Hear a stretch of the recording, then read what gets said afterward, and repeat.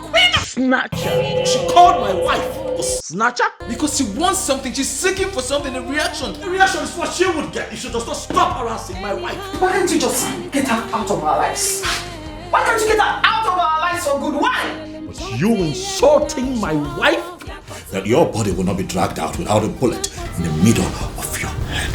If she continues to drag me into this mess, she's going to see me in a light that she never expected. What? Mama, Mama, don't dare that.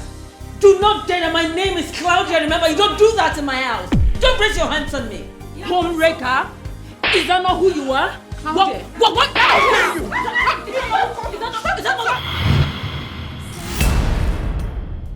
A very good wife always finds different ways to make her husband happy, you know what I'm saying?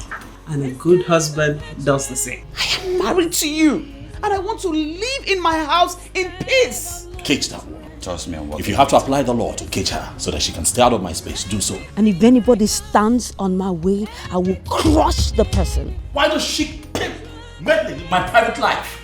Why? I don't come die with that money. I don't come die with them.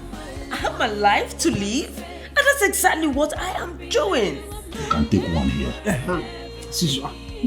Babe, your ex-wife has been coming here to threaten me, my family, everything. How do you think I feel about all of this? No one is going to blame you for this. It's not your fault.